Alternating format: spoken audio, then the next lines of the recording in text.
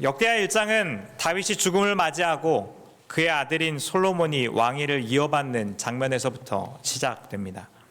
역대기의 말씀은 이스라엘의 역대 왕들의 역사를 조명하는데, 특별히 다윗과 솔로몬에 대해서는 막대한 분량을 할애하고 있습니다. 오늘 본문 말씀은 솔로몬이 성전 건축을 하기 전 기브온에 있는 산당에서 제사를 드리는 일화를 소개합니다. 오늘 본문인 역대기는 이스라엘 역대 왕의 이야기를 역시 다루는 열왕기서와는 사뭇 다른 관점으로 이 일들을 바라보고 있다는 것이 특징적입니다. 오늘 본문 말씀 1절을 함께 읽겠습니다. 시작. 다윗의 아들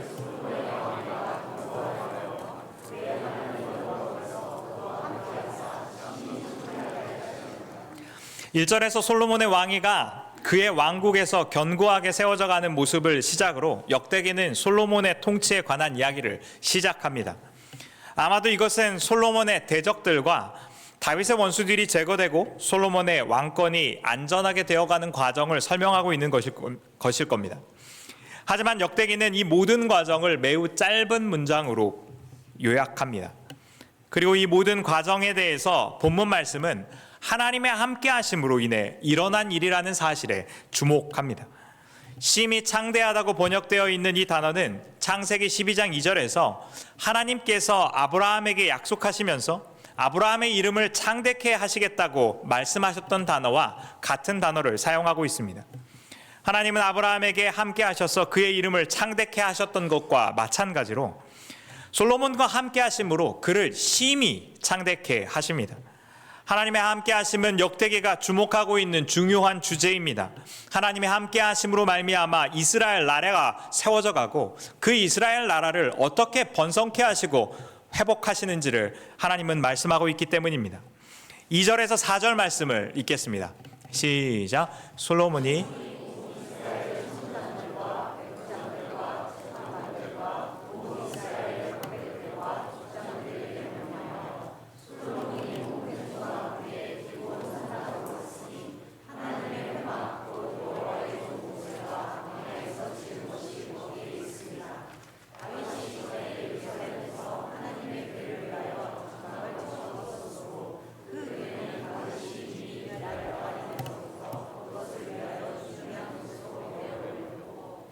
솔로몬은 온 이스라엘의 천부장들과 백부장들, 재판장들과 함께 기브온 산당으로 갑니다. 오늘 본문 말씀인 역대기에서 솔로몬이 기브온 산당에서 제사를 드리는 장면은 같은 장면을 묘사하고 있는 열왕기서의 내용과 상당한 차이를 보이고 있습니다.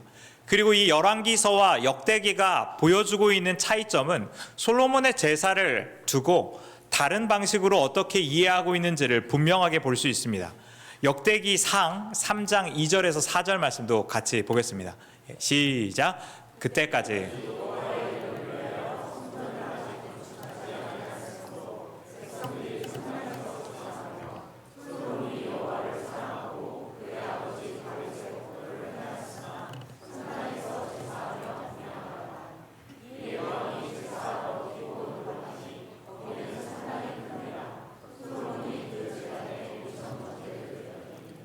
오늘 본문과 마찬가지로 열왕기상 3장의 말씀도 동일하게 솔로몬이 기브온 산당에서 제사한 사건을 다루고 있습니다.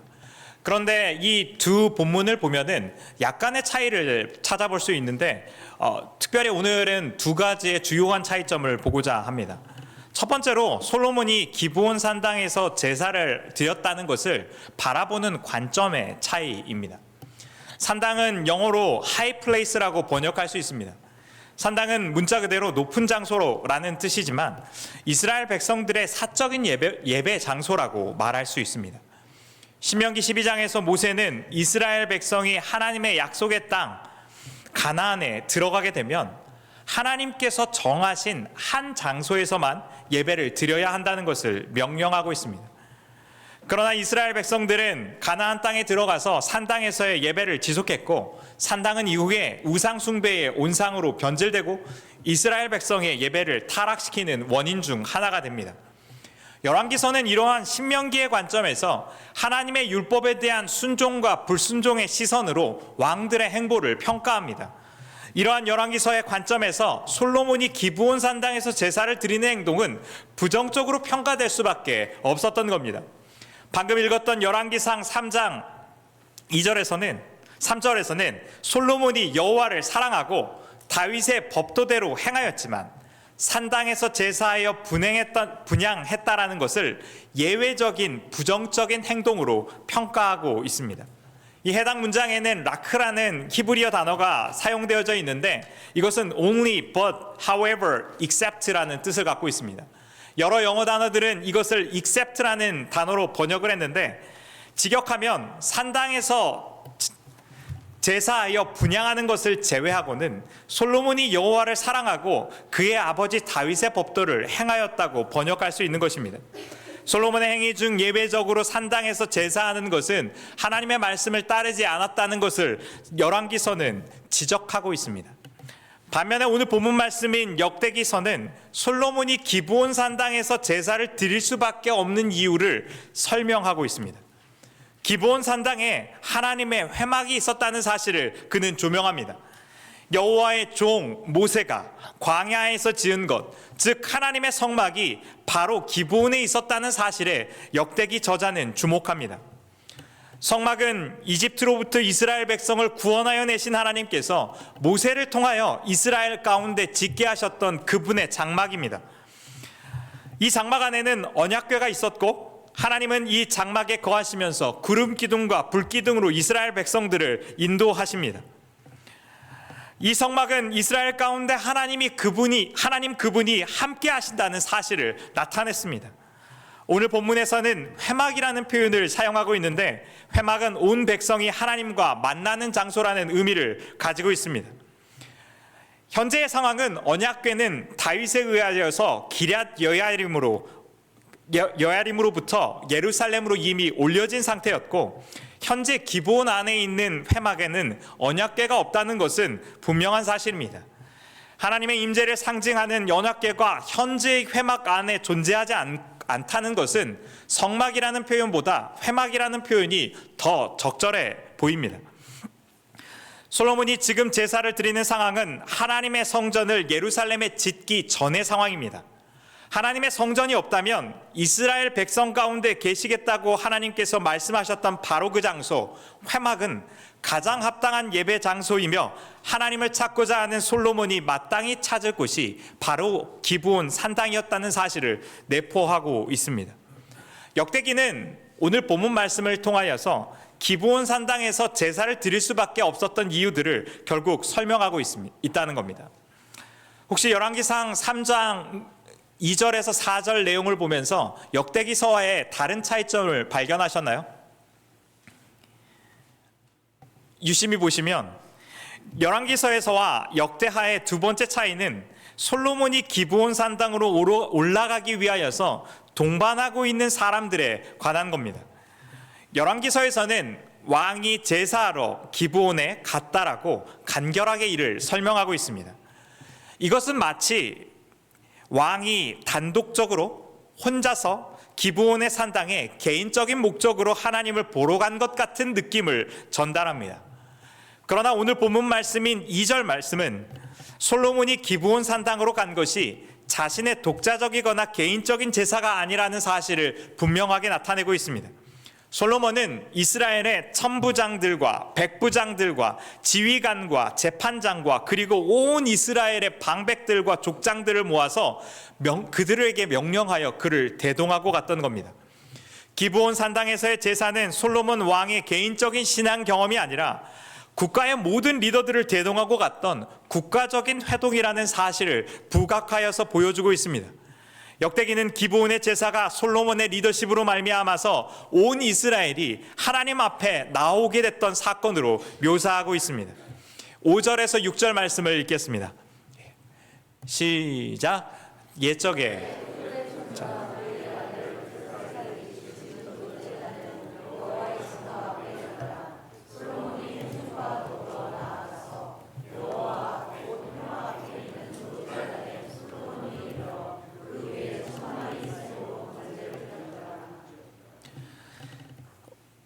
(5절에서 6절) 말씀에 이어지는 기브온 산당에서의 제사는 성막이라는 이 이미지들을 반복적으로 사용하고 있습니다. 특별히 5절의 말씀에서는 훌의 손자 우리의 아들 부살렐이 지은 놋제단이 여호와의 장막 앞에 있었다고 언급합니다. 모세가 지은 하나님의 회막이 있었다는 언급에 이어서 광야에서 지은 성막에 또 다른 이미지를 사용하고 있습니다. 부살렐이 지은 놋제단은 회막에 하나님께서 짓게 하셨던 구체적인 기물 중 하나로서 솔로몬이 기브온 산당에서 드린 제사가 하나님을 향하고 하나님을 구하는 예배였음을 추가적으로 강조하여 보여주는 표현일 수 있습니다. 하나님이 만들라고 하신 놋 제단이 있었기에 하나님께 제사를 드리는 적합한 장소라는 겁니다. 하지만 놋 제단의 제작자인 부살렐의 이름을 언급하고 있는 부분은 심상치 않아 보입니다. 구약 성경에서 부살렐이 언급되어져 있는 곳은 성막 제조에 대한 구체적인 상황을 언급하고 있는 출애굽기 외에는 오직 역대기밖에 없기 때문입니다. 부살렐이라는 이름을 역대기에서 다시 등장시킨 것은 어쩌면 결코 우연의 일이 아닐 수 있기 때문입니다. 부살렐은 출애굽기에서 여호와의 성막을 지을 때에 하나님의 영이 충만하여서 그 일을 감당하도록 세운 사람이었습니다. 하나님의 지시를 따라 모세의 명으로 성막을 지었지만 성막을 짓는 일을 직접 했던 것은 하나님의 영으로 충만했던 부살렐에 의하여서 지어진 것이었습니다. 부살렐은 곧 성전을 짓게 될 솔로몬의 역할과 매우 닮아 있는 인물입니다. 그러하기에 더욱 쉽게 지나칠 수 없는 인물입니다. 역대기의 공동체는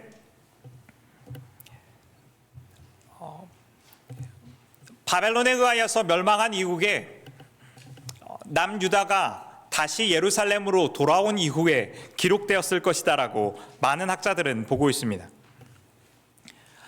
특별히 역대기의 마지막 내용들을 보게 되면은 역대기의 마지막 내용이 고레스 황제에 의하여서 남유다의 포로들이 다시 예루살렘으로 돌아가서 성전을 회복하는 내용을 담고 있기 때문입니다. 역대기의 많은 관심들은 그래서 성전의 건축에 주목하고 있습니다. 다윗과 솔로몬에 대해서 주목하고 있는 역대기의 저자의 핵심도 아마 이 성전과 관련되어져 있다는 것이 매우 분명해 보입니다. 특별히 오늘 역대하의 말씀의 뒤편에 나오는 본문을 보면은 이러한 부분을 더 확실하게 볼 수 있는데 열왕기서에서는 솔로몬이 지혜를 받게 되는 이 상황들 이후에 솔로몬의 지혜로 말미암아서 이스라엘 왕국이 어떻게 든든하게 서가는지를 이야기합니다. 솔로몬이 어떻게 지혜로운 왕이 되어서 재판을 할 수 있게 됐는지에 대한 부분들을 언급하고 있습니다. 반면에 역대하의 말씀은 2장에서부터 바로 성전을 짓는 이야기로 넘어갑니다. 솔로몬은 지혜를 받았지만 성전을 짓는 일을 하는 사람이라는 것을 주목해서 보고 있다는 겁니다. 출애굽기 35장 30절에서 31절 말씀 같이 보겠습니다. 시작.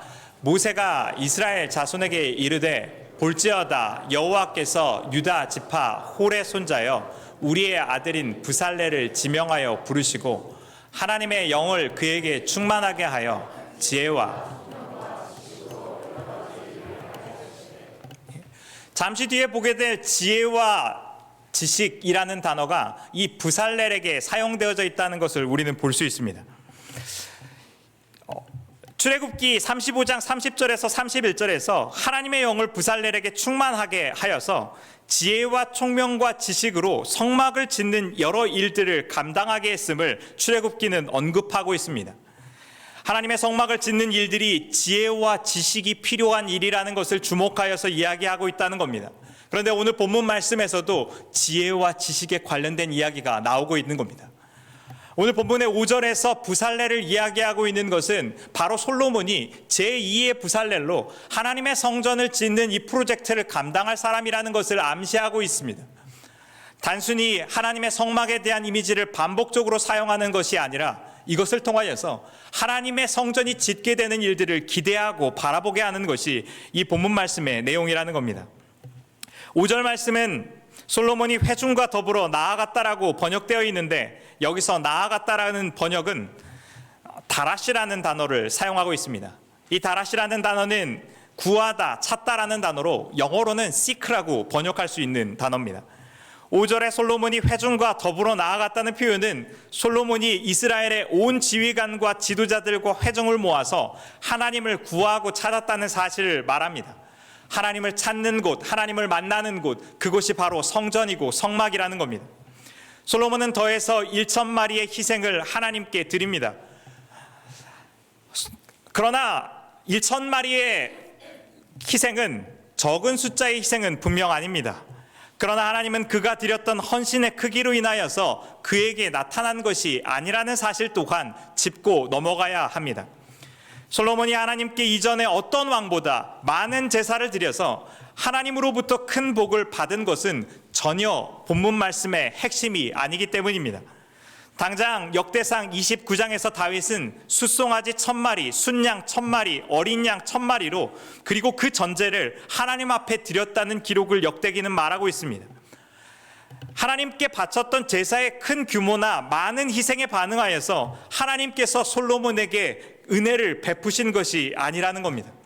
어떤 제사와 희생도 하나님의 은혜와 환심을 사기에는 부족하다는 것이 분명한 사실입니다.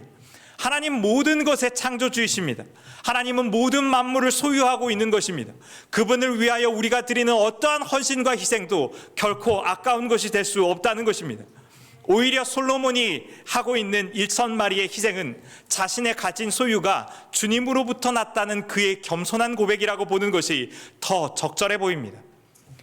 모든 것이 주님께로부터 왔기에 주님을 위하여서 드리는 것이 마땅하다는 태도들이 반영되어져 있는 제사라는 겁니다. 솔로몬의 통치를 이야기하면서 오늘 본문 말씀의 1장에서 기드온 산당에서의 제사는 반복적으로 성막에 관련된 용어를 등장시킵니다. 1절에서는 하나님의 함께 하심으로 솔로몬이 창대케 됩니다. 하나님 그분이 함께 하시는 그곳이 바로 성막이고 성전입니다. 그리고 모든 이스라엘의 지도자들과 회중을 대동하고 국가적 회동으로 기브온에 있는 하나님의 회막에서 솔로몬이 하나님을 찾고 만나기를 기대하는 모습은 성전에 대한 기대로 그것을 증폭시키고 있다는 겁니다. 9절에서 10절 말씀 함께 읽겠습니다. 시작. 하나님은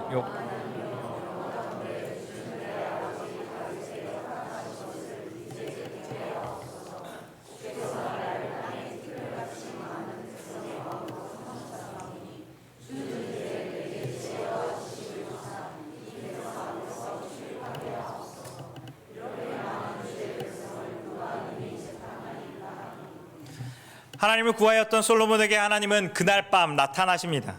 하나님 솔로몬에게 내가 내게 무엇을 줄 것인지 구하라고 말씀하십니다. 하나님은 온 세상 만물의 창조주이시며 솔로몬이 구하는 모든 것을 참으로 줄 수 있는 분이십니다. 온 세상의 창조주이신 그분께서 솔로몬이 욕망하고 원하는 것을 현실로 만들어주겠다고 말하고 있는 것입니다. 솔로몬은 자신이 왕이 되게 하신 것이 하나님으로부터 온 것이라는 것을 먼저 고백합니다. 그러면서 하나님께서 다윗에게 허락하신 것을 더욱 굳게 하기를 원하는 것이 그의 뜻이라는 것을 말합니다. 그가 원하는 것이 하나님께서 약속하신 다윗의 언약의 연장선 가운데 있다는 것을 말하고 있는 겁니다. 9절에서 솔로몬은 그가 원하는 것을 본격적으로 말하는데 지혜와 지식을 하나님께 구하고 있습니다. 히브리어에서는 동사가 흔히 문장의 맨 앞에 나오는데 동사보다 명사가 우선해서 나오는 경우 그 단어는 강조되어져 있다는 것을 뜻합니다.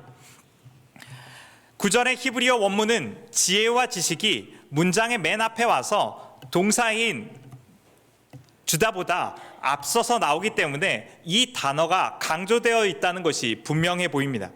솔로몬은 자신이 하나님께 받기를 원하는 것이 지혜와 지식이라는 사실을 분명히 강조하여 하나님께 말씀드립니다. 솔로몬은 하나님께 나와서 자신이 지혜와 지식을 구하는 이유가 이 백성 앞에서 출입하기 위함이며 주의 백성을 재판하기 위함이라는 사실을 말합니다. 백성 앞에 출입한다는 것은 군사적, 정치적 통치를 나타내는 표현입니다. 또한 주의 백성을 재판하기 위한다는 그의 말은 하나님이 세우신 왕으로서의 백성의 공의로운 재판을 내리는 그의 역할에 충실하기를 원한다는 뜻으로 볼 수 있습니다. 하나님께서 하나님의 백성들을 세우신 것은 공의와 정의와 공도를 행하여 하기 위함입니다. 창세기 18장은 아브라함의 자손들을 통하여서 정의와 공도를 행하는 일들을 하나님께서 행하겠다고 말씀하십니다. 솔로몬은 아브라함의 후손으로서 정의와 공도를 그 나라 가운데 행하고 있는 참다운 왕의 모습들을 보이고 있습니다. 그런데 다윗 왕은 역대상에서 반복적으로 솔로몬이 어리고 연약하다는 사실들을 언급합니다. 솔로몬은 즉위 당시에 20세 정도가 됐을 것으로 추정합니다. 많은 사람들은 솔로몬의 유능하고 지혜로움으로 말미암아 그가 왕이 된 것처럼 말합니다. 그러나 솔로몬은 왕이 될 당시에 어리고 연약했으며 하나님이 맡기신 사역을 감당하기 위해서는 하나님의 지혜가 반드시 필요하다는 것을 알고 있었습니다.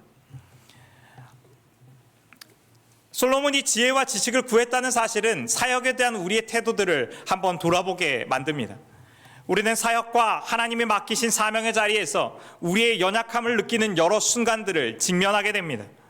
우리는 이 연약함과 자신의 자금을 발견하게 될 때에 이를 핑계로 하나님이 기뻐하시는 이 일을 나는 감당할 수 없는 사람이라고 말합니다. 우리는 이것이 겸손인 것처럼 포장하여 말하지만 이것은 겸손이 아니라 비겁함입니다. 겸손은 나의 부족함 때문에 하나님의 능력을 구하는 것이기 때문입니다. 나의 약함에도 불구하고 신실하시고 지혜와 지식이 풍성하신 하나님을 신뢰하여 서는 것이 참으로 겸손한 사람 가운데 나타나는 반응이기 때문입니다. 하나님은 지혜가 부족하거든 구해 주시고 꾸짖지 아니하시는 분이십니다. 하나님은 그분을 의지하여서 하나님께 나와서 하나님의 능력과 지혜를 구하는 사람, 연약함에도 불구하고 하나님이 일하시는 것을 기대하면서 믿음으로 걷기를 원하는 사람을 세워가기를 기뻐하신다는 사실입니다. 솔로몬의 요청에 응답하는 하나님의 답은 솔로몬이 구한 것이 무엇인지를 더욱 분명하게 보여줍니다. 하나님은 솔로몬이 지혜와 지식을 요청한다는 말에 솔로몬이 구하지 않은 것의 리스트를 나열하십니다. 하나님은 솔로몬이 부나 재물, 영광, 원수의 생명 멸하는 것이나 장수를 구하지 않았다라고 말합니다. 하나님께서 리스트하신 이 목록들은 부나 재물이나 영광이야말로 많은 사람들이 욕망하고 원하는 일입니다. 아마 인생을 살아가는 대부분의 사람들은 부나 재물이나 성공이 얻을 수 있다면 그것이 자신의 삶을 의미 있게 하고 행복하게 할 것이라는 확신 가운데에서 살아갈 것입니다. 오늘날의 많은 사람들은 이 부와 재물과 성공을 구하기 위하여서 자신의 삶 전부를 송두리째 바치는 일들도 주저하지 않기 때문입니다. 그러나 오늘 본문 말씀 가운데에서 솔로몬은 부와 재물과 영광을 말 한마디로 얻을 수 있는 이 상황 가운데에서 다른 것들을 구합니다. 솔로몬은 지혜와 지식을 구함으로써 하나님이 맡기신 나라를 주님이 기대하시는 방식대로 이루어내는 데에 자신의 소망이 있음을 드러내고 있습니다. 하나님은 솔로몬이 구한 것이 하나님의 나라에 대한 열망이라는 것을 보십니다. 솔로몬이 구했던 지혜와 지식은 자신에게 맡겨진 일을 잘 하겠다는 것 이상의 의미를 가지고 있습니다. 이것은 주님이 기대하시는 일, 주님이 기대하시는 사명, 주님의 나라를 향하여서 서 있는 그의 선명한 목표의식을 드러내고 있기 때문입니다. 역대기 저자는 솔로몬을 하나님의 지혜로운 건축자로 이야기하면서 제2의 부살렐이라는 것을 이야기합니다. 지혜와 지식으로 말미암아서 하나님의 성전을 건축하는 사람, 하나님의 임재를 이스라엘 가운데 더 분명하고 확실하게 나타내는 사람, 하나님이 그곳 가운데 다스리시고 통치하시는 분이시라는 것을 더 선명하게 드러내는 사람으로 이스라엘을 이야기하고 있는 것입니다. 그리고 이 일들을 통하여서 이스라엘은 그들이 기대하지 않았던 놀라운 영화와 번영들을 보게 될 것을 또한 말합니다. 오늘 본문 말씀의 14절과 15절 말씀 같이 읽겠습니다. 시작.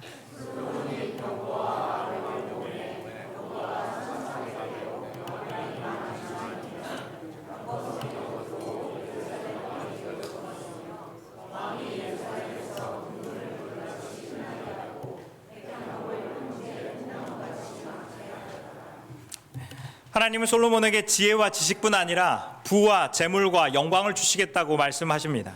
그리고 오늘 말씀의 14절과 15절의 말씀 가운데에서 솔로몬이 가지고 있는 병거와 마병의 숫자를 말합니다. 이 역시도 열왕기서가 병거와 마병을 다루고 있는 것과 약간의 차이를 다루고 있습니다.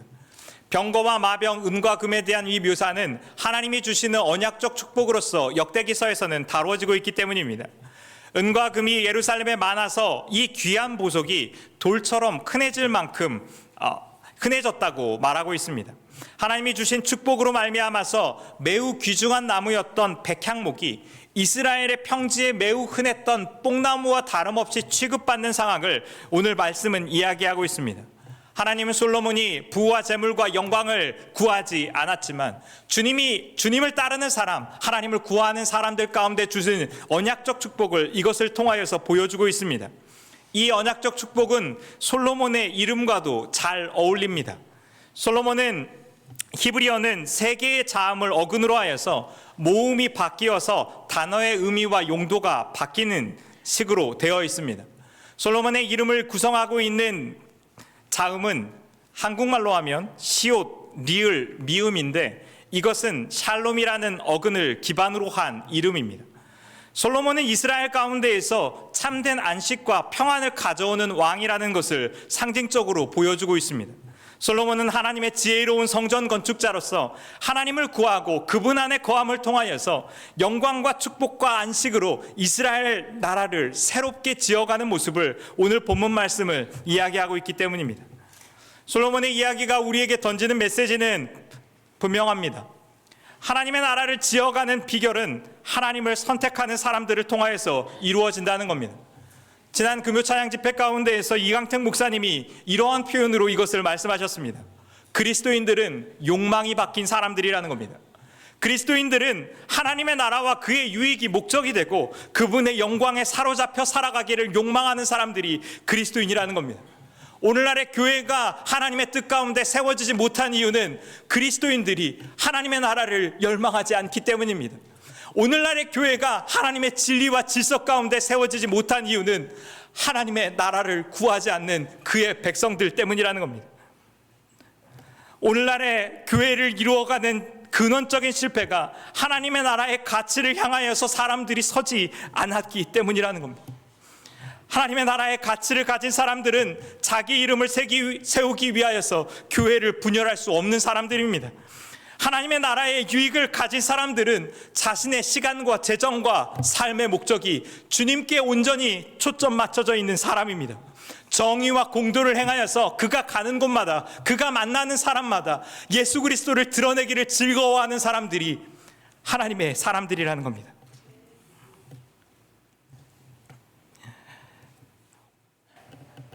우리의 믿음은 주님을 선택하는 길이 어쩌면 옳을지도 모르지만 그 일들이 행복하지 않다는 많은 헛된 신화로 가득 차 있습니다. 여러 그리스도인들은 하나님을 살아가는 것은 좋긴 하지만 삶이 저물어가는 말년에 예수님을 알았으면 더 좋았겠다라고 말합니다. 지금보다 좀 더 젊었을 때에 저도 같은 생각을 했었던 것 같습니다.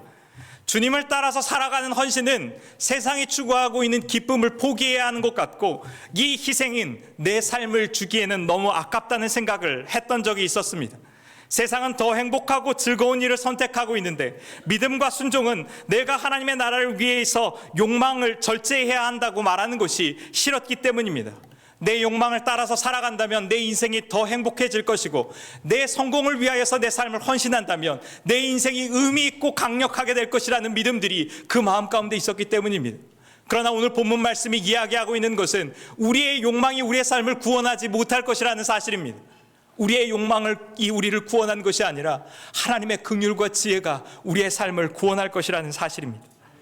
믿음을 살아가는 것은 더 행복하고 즐거운 일이 순종의 길 가운데 있다는 것을 배워가는 것입니다. 하나님의 나라를 선택하는 것은 그 일이 옳은 것이기 때문이 아니라 옳은 것인 것뿐만 아니라 좋은 것이라는 것을 배우는 것이기 때문입니다. 하나님과 동행하는 것은 우리의 삶 가운데에 참된 자유를 허락합니다. 하나님과 동행하는 삶은 세상은 이해할 수 없는 평강으로 우리의 삶을 인도합니다. 하나님의 말씀 가운데 순복하는 것은 그 가치를 따라서 참된 자유로 우리의 삶을 이끌기 때문입니다. 저는 청년 시절에 결혼의 목적이 거룩이라는 이야기를 정말 혐오했던 사람 중에 하나입니다. 거룩이라는 삶이 가져다 두는 그 이야기가 내 삶을 답답하게 만들 거라고 생각했기 때문입니다. 그러나 결혼 생활을 지속하면서 저는 결혼의 목적이 왜 거룩인지를 배워가고 있습니다. 나의 욕망과 이기심을 위하여서 선택할 때에 아내의 실망감과 아이들의 좌절감을 경험할 수밖에 없는 것이 결혼의 구조이기 때문입니다. 내가 죽어지기를 선택하고 나를 내어주기로 선택했을 때 아내의 존경과 아이들의 사랑 가운데 오는 풍성한 관계가 세상의 어떠한 것과 바꿀 수 없는 기쁨이라는 것을 깨닫게 되기 때문입니다. 거룩은 우리의 삶을 괴롭게 하기 위하여서 하나님께서 만드신 것이 아닙니다. 거룩은 우리의 삶을 고통스럽게 하기 위해서 우리에게 말씀하신 것이 아닙니다. 하나님의 나라를 선택하라고 우리를 초대하시는 하나님의 뜻은 우리의 삶을 고난 가운데 인도하는 것이 그분의 목적이 아닌 것입니다. 오히려 고난에도 불구하고 하나님의 나라를 선택하는 것이 우리의 삶 가운데에 참된 기쁨과 행복과 자유와 평강을 준다는 믿음들이 오늘의 말씀들에서 나타나고 있는 겁니다.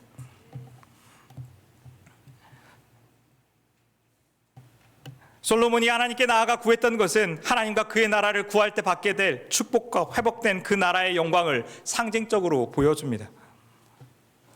그러나 오늘날에는 솔로몬 왕이 건축했던 그 성전도, 그가 누렸던 화려한 영광도 흔적조차 찾을 수 없게 되었습니다. 영원할 것 같았던 그의 재물과 영광도 사라졌습니다. 솔로몬이 이루었던 나라의 흔적조차 찾기 어렵습니다. 그러나 부살렐이라 솔로몬과는 비교할 수 없었던 지혜의 근원이신 다윗의 후손 예수 그리스도는 이 땅에 오셔서 인간으로서는 상상할 수 없는 영화로운 새로운 성전을 자기 몸으로 지으셨습니다. 예수 그리스도는 솔로몬보다 더 크신 분이셨습니다. 예수 그리스도는 부살렐로서는 상상할 수 없는 놀라운 하나님의 성전을 우리 가운데 가져온 분이십니다. 예수님은 더 이상 예루살렘도 사마리아도 아닌 영과 진리로 예배하는 성전을 우리 가운데 세우십니다. 자기 몸을 십자가에 내어주고 찢기고 자신의 피로 그 기반을 세워서 자신을 모퉁이 돌로 세워서 솔로몬의 성전과는 비교할 수 없는 영화로운 성전, 하나님의 임재 가운데 살아갈 영원히 무너지지 않는 성전을 우리 가운데 지으셨습니다. 그리고 이 성전 프로젝트 가운데 우리를 동참하여서도록 부르십니다. 솔로몬이 누렸던 영화와 평화는 우리가 마땅히 따르고 동참해야 하는 이 성전 프로젝트가 이룰 놀라운 영광을 우리로 소망하게 합니다. 하나님이 우리에게 주시는 것은 이 땅에서 우리가 볼 수 있는 어떠한 영화와도 비교할 수 없는 것이기 때문입니다. 그것은 이전에도 볼 수 없었고 이후에도 볼 수 없었던 하나님 그분의 영광으로 충만하기 때문입니다. 예수 그리스도 안에서 발견되어져서 하나님의 나라의 참된 가치를 선택하는 것은 이 계획 가운데 우리를 동참시키는 것입니다.